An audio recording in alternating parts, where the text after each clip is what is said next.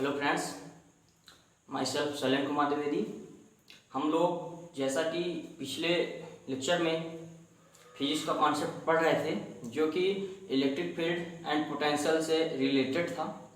तो हमने पिछले लेक्चर में बात कर ली थी uniform electric field and non uniform electric field. तो अब हम लोग अगले कॉन्सेप्ट में बढ़ेंगे जो कि कूलॉम्स इनवर्स स्क्वायर लॉ होगा, जो कि बहुत इंपॉर्टेंट कॉन्सेप्ट है और इससे बोर्ड में, नीट में, जेई में क्वेश्चन आना श्योर है। ठीक, तो हम लोग आइए अगला कॉन्सेप्ट पढ़ते हैं जो कि दो चार्ज अगर रखे हों उनके बीच electrostatic force, it means Coulomb's law के द्वारा हम लोग फोर्स फाइंड करेंगे।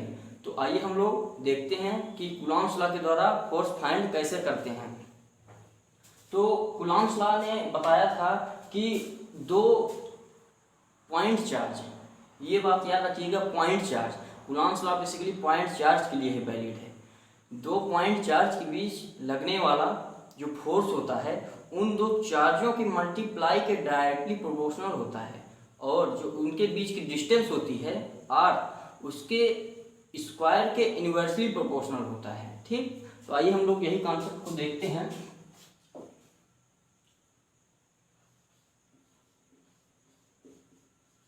इलेक्ट्रोस्टैटिक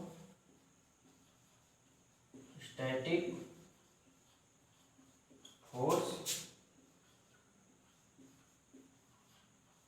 बिटवीन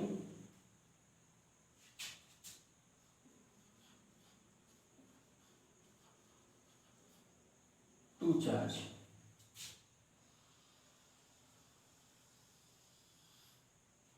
ठीक, तो हम लोग देखते हैं electrostatic force between two charge. तो हम लोग आइए देखते हैं, बेसिकली इसी को हम लोग कूलॉम्स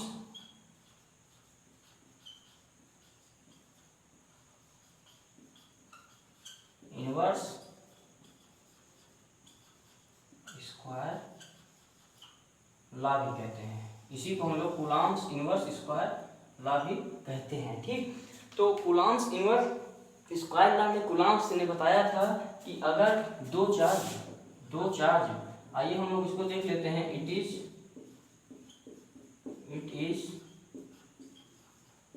वैलिड फॉर ओनली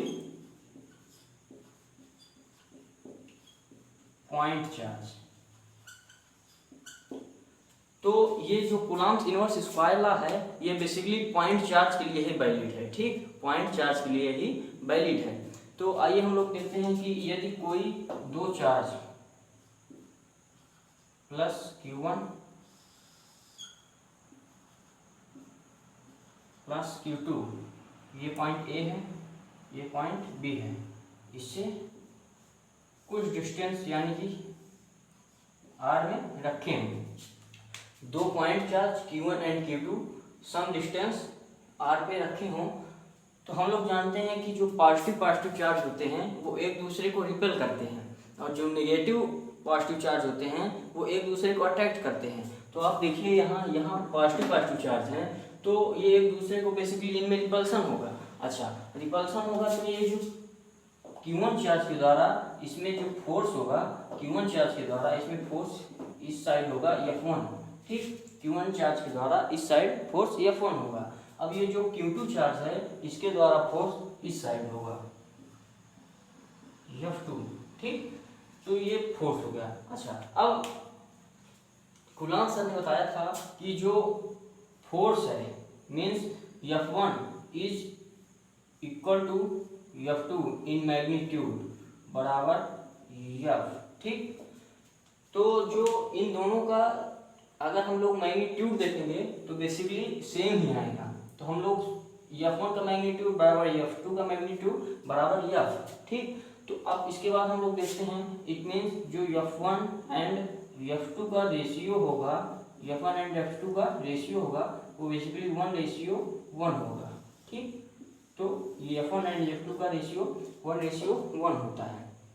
अच्छा, अब कूलॉम ने बताया था कि जो इनके बीच हम लोग इसको F माने हैं, तो इसके बीच जो F फोर्स है वो इन दो चार्जों के Q1 के और Q2 के डायरेक्टली प्रोपोर्शनल होता है, मतलब Q1 Q2, ये इक्वेशन फर्स्ट हो गया, ठीक, इसके डायरेक्टली प्रोपोर्शनल होता है। बट इसके बीच के जो सेपरेशन है आर, इसके स्क्वायर के इन्वर्सली प्रोपोर्शनल होता है।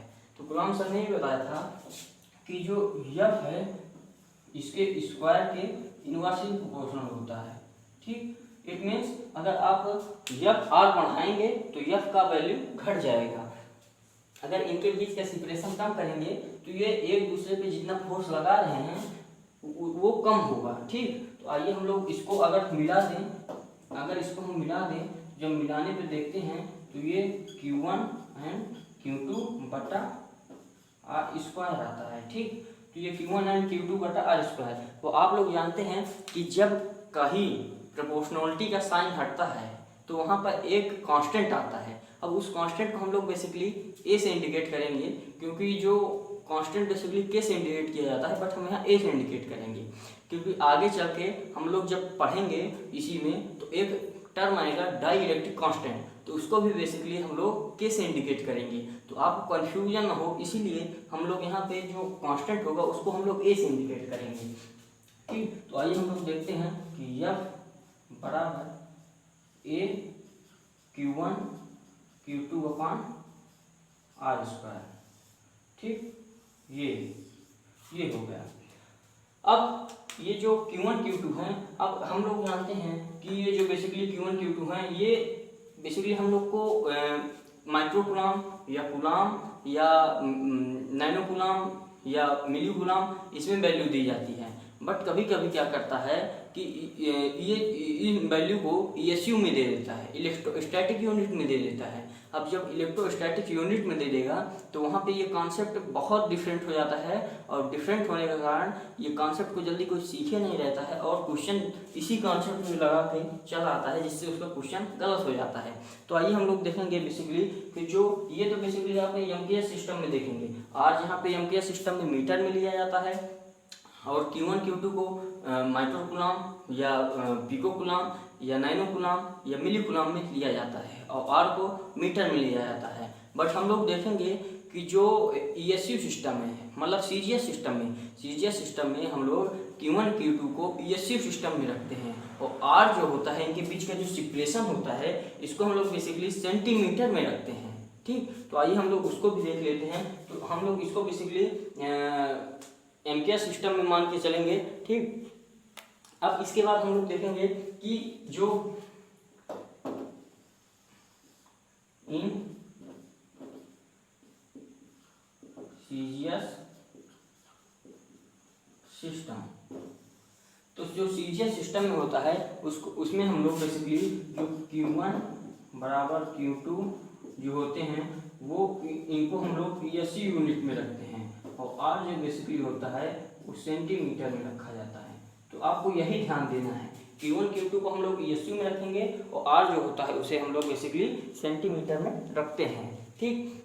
अच्छा, अब इसके बाद हम लोग देख लेते हैं कि F बराबर A Q1 Q2, इसको हम लोग ESU में रहने देंगे, और इसके बीच में जो सेपरेशन हम लोग इसको सेंटीमीटर में रखेंगे। ये बेसिकली आर स्क्वायर है, सेंटीमीटर में रखेंगे, ठीक। तो ये ESU में हो गया। अच्छा, अब इसके बाद हम लोग देखेंगे कि बेसिकली ये जो ए टर्म है, यहाँ एक टर्म के स्थान पे हम लोग कौन सा वैल्यू रखेंगे कि जिससे हम लोग को प्रॉब्लम सॉल्विंग में काफ़ी हेल्प हो। तो आइए हम लोग देखते हैं कि बेसिकली ए टर्म के स्थान में कौन सी वैल्यू रखेंगे, ठीक।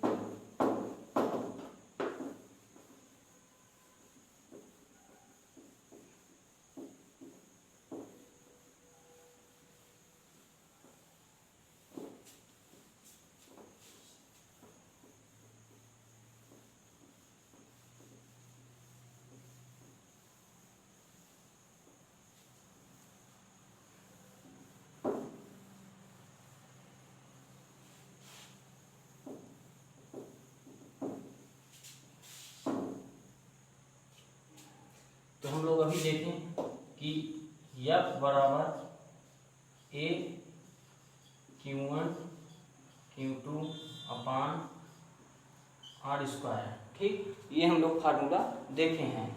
अच्छा, अब जो यहाँ ए है ठीक, ए है, उसके स्थान पे हम लोग 1/4 पाई एप्सिलॉन नॉट इतना रखेंगे और इसकी वैल्यू बेसिकली 9 × 10⁻⁹ होती है। ठीक, 1/4 पाई एप्सिलॉन नॉट और उसकी वैल्यू 9 × 10⁻⁹ होती है। ठीक, अच्छा, अब इसके बाद हम लोग देखेंगे कि बेसिकली जो यफ है उसको हम इस प्रकार लिख सकते हैं कि 4πε0 Q1 Q2 अपान r², इस तरह हम लोग लिख सकते हैं। ठीक, ये एक स्थान पे हम लोग इतना लिख दिए, एक प्लेस में हम लोग इसको रिप्लेस करके इतना लिख दिए।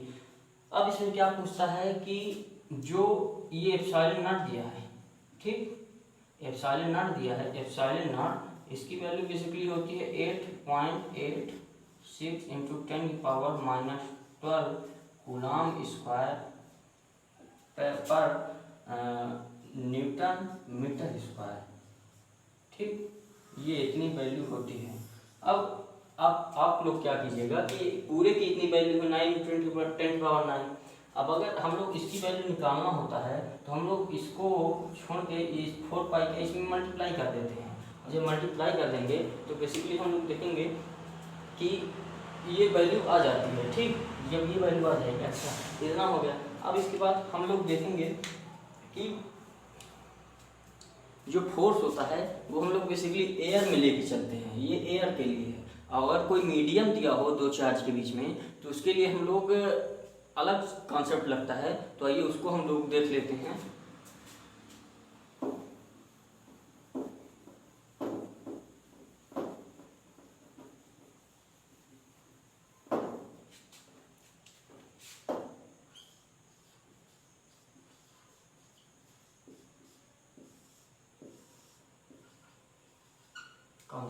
अब कॉन्सेप्ट में, इस कॉन्सेप्ट में क्या होता है कि ये दो चार्ज है Q1 Q2, ये R सिक्वेशन में रखे हुए हैं, ये बीच में इनके एयर है। ठीक, एयर है। अब क्या होता है कि अगर एयर है, ठीक, तो एयर के लिए जो हम लोग बोले थे डाई इलेक्ट्रिक कांस्टेंट की वैल्यू K = 1 होती है एयर के लिए। ठीक, इसको हम लोग देखेंगे अभी, एयर के लिए K की वैल्यू 1 होती है। अच्छा, अब अगर इसमें आपसे कोई इन दोनों चार्जों के बीच में अगर कोई मीडियम दे दिया, इन दो चार्जों के बीच में अगर कोई मीडियम दे दिया, जैसे कि यहाँ पे अगर आप फोर्स की वैल्यू देखेंगे तो 1/4 पाई एप्सिलॉन नॉट। अब यहाँ जो ये K है यहाँ लिखा जाता है, बेसिकली ये डिनोमिनेटर में लिखा जाता है, तो इसको हम लोग अभी नहीं लिखते हैं क्योंकि K की वैल्यू अगर हम 1 रखेंगे तो कोई फर्क नहीं पड़ेगा, तो हम लोग Q1 Q2 अपान r²। ठीक, ये हो गया फोर्स, इक्वेशन नंबर फर्स्ट। ठीक, अच्छा, अब अगर हम लोग क्या करें कि इन दो चार्ज, ये दो चार्ज हैं, ठीक, Q2, अब इसके बीच हम लोग कोई डाई इलेक्ट्रिक कांस्टेंट रख देंगे। ठीक, कोई डाई इलेक्ट्रिक कांस्टेंट रख देंगे। जब डाई इलेक्ट्रिक कांस्टेंट इसके बीच रख देते हैं, ये पॉजिटिव चार्ज है, हम लोग पॉजिटिव चार्ज क्यों लेकर चलते हैं, क्योंकि हमारी सोच पॉजिटिव होती है। ठीक, जब इसके बीच कोई डाई इलेक्ट्रिक कांस्टेंट रख देंगे तो क्या होगा, इसमें फोर्स जो होएगा F डैश हो जाएगा 1/4 पाई एप्सिलॉन नॉट और यहाँ K आ जाएगा। देखिए, अब यहाँ K आया और यहाँ नहीं आया। अगर यहाँ हम K रखते हैं, K की वैल्यू 1 रख देते हैं तो कोई फर्क नहीं पड़ता। ठीक, इसलिए यहाँ K आ गया। अब चार्ज में कोई फर्क नहीं पड़ेगा, Q1 Q2 अपान इसके बीच का इक्वेशन जो होगा वही होगा। ठीक, तो ये इक्वेशन नंबर सेकंड हो गया।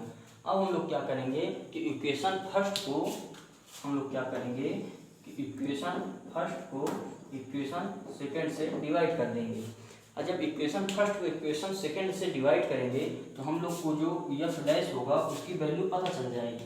तो देखिए, जब इसको डिवाइड करेंगे तो F बटा F डैश बराबर 1/4 pi epsilon not 1/4 pi epsilon not K Q1 Q2 upon r² बटा Q1 Q2 अपान r²। तो आप ही देखिए, ये पूरा टर्म कैंसिल हो गया और इससे ये गया। ठीक, ये K ऊपर चला जाएगा। जब K ऊपर चला जाएगा तो F बटा F डैश बराबर K/1। तो आप देखेंगे कि F डैश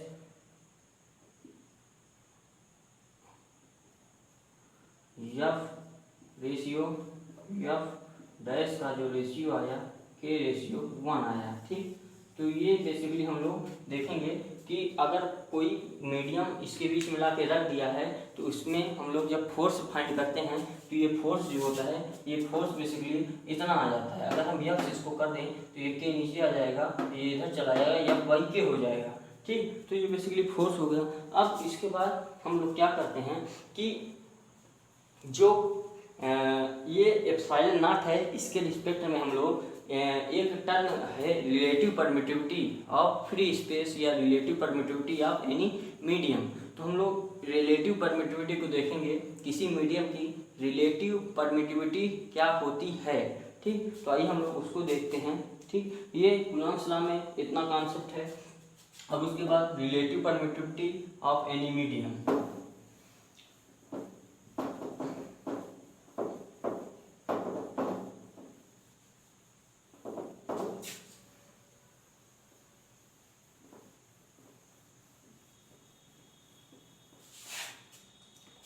हेडिंग डालते हैं relative permittivity of any medium. हम लोग बेसिकली देखेंगे कि रिलेटिव परमिटिविटी किसी मीडियम की कैसे डिफाइन हम लोग करते हैं। तो बेसिकली रिलेटिव परमिटिविटी को हम लोग एप्सिलॉन और से इंडिकेट करते हैं, या हम लोग इसी को डाई इलेक्ट्रिक कांस्टेंट भी कहते हैं, तो हम लोग उसको K से इंडिकेट करते हैं। ठीक, तो रिलेटिव परमिटिविटी को हम लोग या तो K से इंडिकेट करेंगे या तो कैपिटल एप्सिलॉन R से इंडिकेट करेंगे। ठीक, तो हम लोग रिलेटिव परमिटिविटी क्या होती है कि रिलेटिव परमिटिविटी बेसिकली वो होती है कि permittivity of any medium with respect to free space that is vacuum is called relative permittivity of the medium. ठीक, तो आइए हम लोग देखते हैं definition.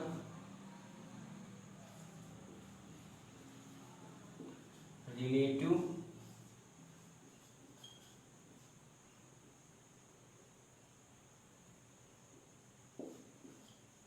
Permittivity of any medium with respect to free space that is vacuum is known as permittivity of that medium। ठीक, तो हम लोग क्या करते हैं कि जो रिलेटिव परमिटिविटी होती है उसको हम लोग फ्री स्पेस यानी कि वैक्यूम के रिस्पेक्ट की परमिटिविटी के आधार पर हम लोग फाइंड करते हैं। तो relative permittivity of any medium with respect to free space that is vacuum is known as permittivity of that medium. ठीक, तो किसी भी मीडियम की रिलेटिव परमिटिविटी जो होती है उसको हम लोग डिफाइन करने के लिए एयर के रिस्पेक्ट में हम लोग उसको डिफाइन करते हैं। ठीक, तो इसका बेसिकली फार्मूला क्या होता है कि relative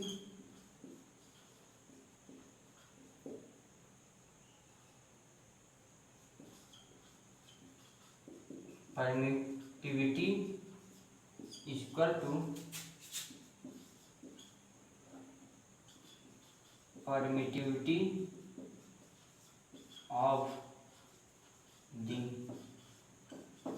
medium upon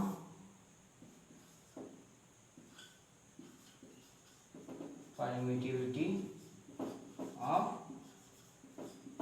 the space.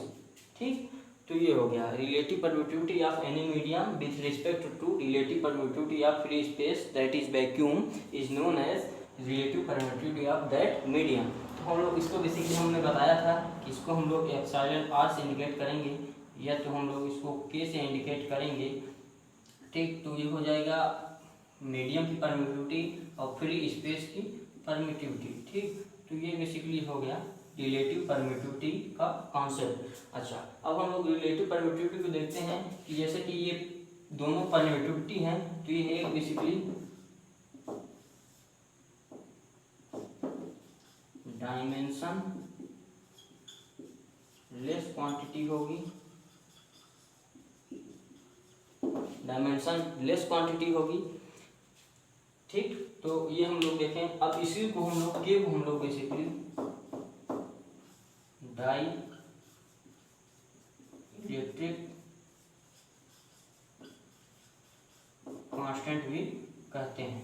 ठीक, के को हम लोग डाई इलेक्ट्रिक कांस्टेंट भी कहते हैं। ठीक, अच्छा, अब हम लोग जो ये के की वैल्यू है, हम लोग कुछ मीडियमों के लिए हम लोग के की वैल्यू देखेंगे, जैसे कि एयर हो गया, ठीक, वैक्यूम हो गया और माइका हो गया। अब इसके बाद वाटर हो गया और इंसुलेटर हो गया, कंडक्टर हो गया। इसके लिए हम लोग के की वैल्यू को देखते हैं। ठीक, तो आइए हम लोग के की वैल्यू को देखेंगे।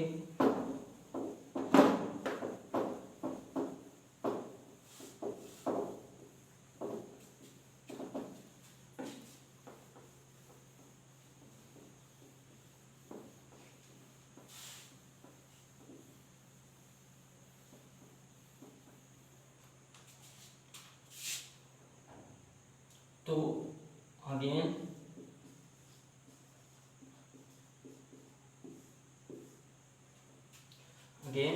फॉर एयर के बराबर 1, के की वैल्यू 1 होती है। एयर के लिए के की वैल्यू 1 होती है। ठीक,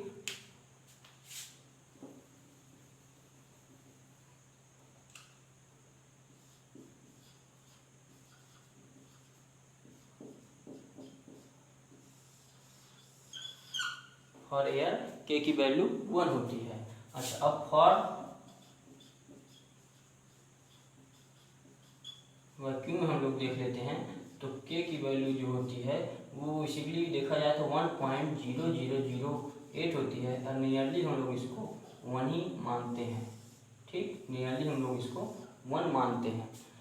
अच्छा, अब इसके बाद बोला है कि जो माइका की वैल्यू होती है रिलेटिव परमिटिविटी के लिए, डाइलेक्ट्रिक कांस्टेंट के लिए, वो कितनी होती है। तो हम लोग देखेंगे कि बेसिकली जो माइका होता है, माइका, उसके लिए के की वैल्यू जो होती है वो बेसिकली 6 होती है। ठीक, माइका के लिए के की वैल्यू 6 होती है। अब माइका के लिए के की वैल्यू 6 होती है। अब हम लोग देखेंगे कि जो वाटर होता है, वाटर के लिए के की वैल्यू बेसिकली 81 होती है। ठीक, वाटर के लिए के की वैल्यू 81 होती है। वाटर के लिए के की वैल्यू 81 होती है।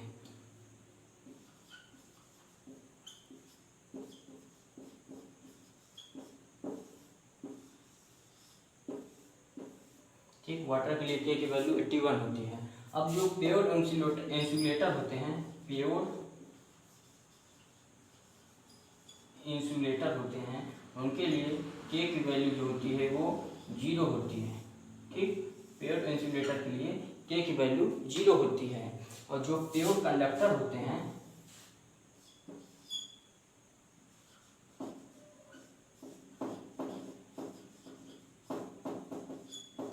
उनके लिए जो के की वैल्यू होती है वो बेसिकली इनफाइनाइट होती है।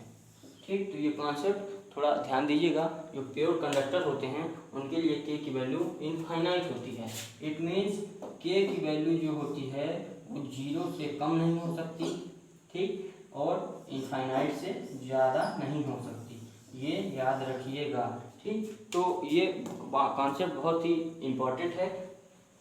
कभी कभी डायरेक्ट क्वेश्चन के फॉर्म में दे देता है आपको और पूछ लेता है कि कौन सी वैल्यू इसमें सही है। तो आज हमने ये कॉन्सेप्ट कूलम्ब्स लॉ और उससे बेस्ड थोड़े और कॉन्सेप्ट थे उनको हम लोग क्लियर कर चुके हैं। और हम लोग अगले नेक्स्ट लेक्चर में कंटिन्यू करेंगे और देखेंगे कि जो कूलम्ब्स लॉ के आगे का कॉन्सेप्ट है बहुत इंटरेस्टिंग कॉन्सेप्ट है। ठीक, तो उसको हम लोग आगे नेक्स्ट लेक्चर में कंटिन्यू करेंगे। Thank you.